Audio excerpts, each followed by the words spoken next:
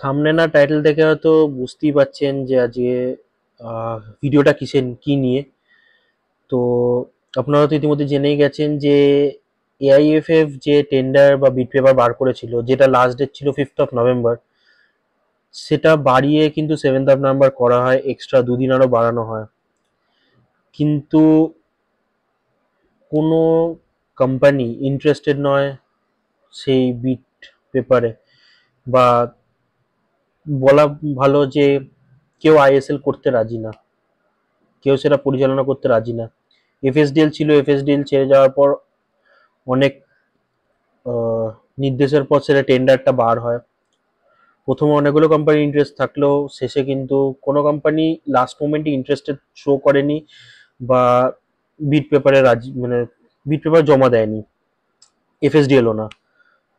এখন সবচেয়ে বড় প্রশ্ন, তাহলে এরপরে আইএসএল কি করে হবে, বা যে কোনো ইন্ডিয়ান, ইন্ডিয়াতে যেটা সবচেয়ে বড় লিগ, আগে আই লিগ ছিল, সেটার পরে আইএসএল যেটা হলো, তো সেটার এখন কি ভবিষ্যৎ? কবে খেলা শুরু হবে সেটা তো জানাই নেই, বা জানা যাবেও না, কারণ এখনো কোনো কে পরিচালনা করবে সেটাই জানা নেই। কি হতে চলেছে পরবর্তীকালে, এএফএফ কিভাবে এটা ট্যাকেল করবে বা হ্যান্ডেল করবে, আদেও আইএসএল হোক বা আই লিগ হোক বা কোনো মানে খেলা হবে কিনা ইন্ডিয়ান ফুটবলে, টপ টায়ার লিগ যেটা, সেটা আদৌ হবে কিনা সেটাই আমরা জানি না এখনো। সেটার মধ্যেই পুরো এখন অনিশ্চিতের মধ্যে সবাই। চারটে দল ইন্ডিয়ার এখনো: ইস্টবেঙ্গল, পাঞ্জাব, মুম্বাই এবং আরেকটা দল এফসি গোয়া। এই চারজনের মধ্যে চারজনের সুপার কাপ সেমিফাইনাল আছে, তার মধ্যে দুটো দল ফাইনালে উঠবে।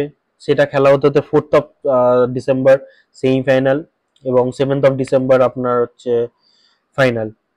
তো এখনো পর্যন্ত এই চারটে দলের 7th of December অব্দি ধরে নিচ্ছি খেলা আছে। এফসি গোয়ার ACL2 খেলছে, তাদের খেলা আছে।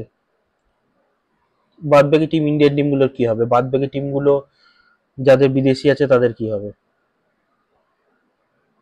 আমি কলকাতার একটা বড় ক্লাবেরই নাম ধরে নিলাম, বা যদি আমি ধরি মোহনবাগান সুপার জায়ান্ট, তো মোহনবাগান সুপার জায়ান্টের এখন কি হবে? তাদের তো আর কোনো খেলা নেই।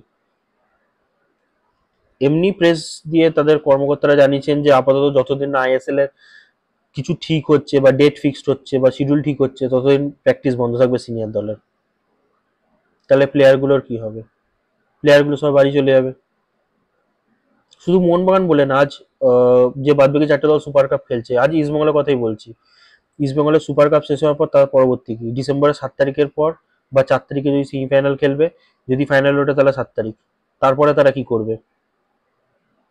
বিদেশিরা কি করবে? বিদেশিরা তো বসে থাকবে না, তাদের যদি অন্য কোনো ক্লাব অফার দেয় অবভিয়াসলি তারা চলে যাবে। তারা কি জন্য এখানে বসে থাকবে যেখানে কোনো খেলা নেই? তারা বাড়ি থেকে ছুটি কাটাবে।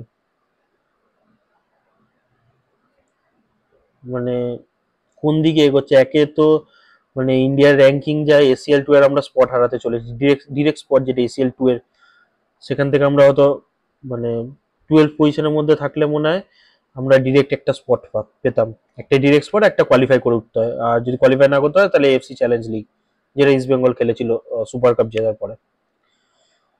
কিন্তু যদি স্লট চলে যায় তাহলে মানে একটাই হবে, সেটা কোয়ালিফাইং রাউন্ড খেলতে হবে তাকে। মানে এসিএল টু এর আমাদের ডিরেক্ট স্পট নেই, মানে আইএসএল শিল্ড জিতলে যেটা এসএল টু এর ডিরেক্ট স্পট ছিল সেটা আর কিছু থাকলো না। কোয়ালিফাইং রাউন্ড খেলতে হবে, কোয়ালিফাই করলে এসিএল টু খেলবে, নাহলে এফসি চ্যালেঞ্জ লিগ খেলবে, সেখান থেকে যদি যেতে তাহলে পরবর্তী খেলতে এসিএল টু উঠতে পারবে।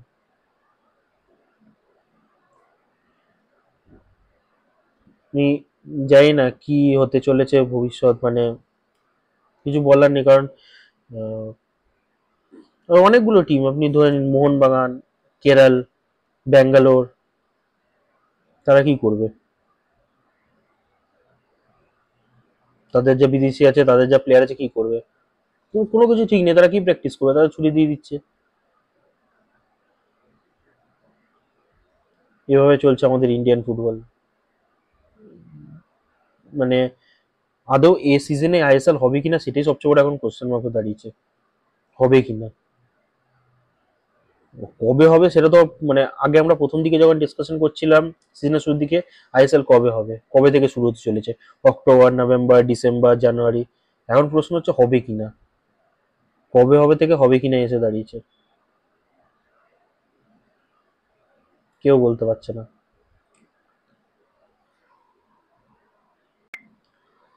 আর আর একটা গুড নিউজ ইন্ডিয়ান ফুটবলের জন্য, যে ওসিআই প্লেয়ার অ্যালাউ করেছে, যেটা রায়ান উইলিয়ামস খেলবে ইন্ডিয়ান ন্যাশনাল টিমের হয়ে। তিনি অস্ট্রেলিয়ান প্লেয়ার, ইন্ডিয়ান পাসপোর্ট পেয়ে গেছে, তারা কিন্তু ইন্ডিয়ান ন্যাশনাল টিমে শিগগিরই আমরা খেলতে দেখতে পারি। আমরা হয়তো বাংলাদেশের হয়তো একটা জাস্ট এনওসি পাওয়া বাকি আছে অস্ট্রেলিয়ার থেকে, সেটা যদি পেয়ে যায় তাহলে হয়তো আমরা খুব মানে বাংলাদেশের সাথে যেটা খেলাটা আছে ইন্ডিয়ার, খুব সম্ভবত আমি যদি ভুল নেই 18 নভেম্বর আছে এশিয়ান কাপ কোয়ালিফায়ারে, তো সেখানে হয়তো আমরা দেখতে পারি ব্রায়ান উইলিয়ামসকে।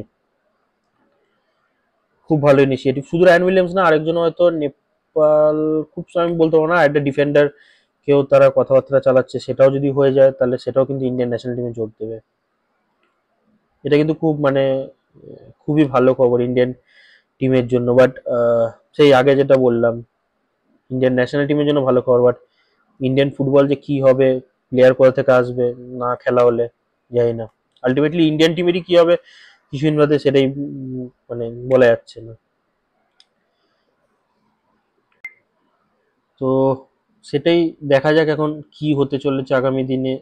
যতদূর শোনা যাচ্ছে 10-11 তারিখ একটা মিটিং আছে এএফএফ এর, দেখা যাক ওটাতে কি মিটিং এ কি রায় হয় কি না হয়। তো আপাতত এটাই যে কোনো বিট পেপার জমা পড়েনি, আইএসএল কবে শুরু হচ্ছে তা জানা নেই, হবে কিনা তা জানা নেই। মোহনবাগান অলরেডি ছুটি ঘোষণা করে দিয়েছে তার প্লেয়ারদের, যে যতই না শিডিউল দেবে ততদিন প্র্যাকটিস বন্ধ থাকবে সিনিয়র দলের। যে চারটে দল সুপার কাপে সেমিফাইনালে আছে, সেমিফাইনাল খেলার পর তাদের কি হবে, বা ফাইনাল খেলার পর ততদিনও যদি ঠিক নয় তারাও সেই একই পথে এগোবে। প্লেয়াররা থাকবে কিনা আদৌ, তারপরে আইএসএল হলে প্লেয়ার কি হবে কিছুই জানা নেই। দেখা যাক কি হয় ওটাই।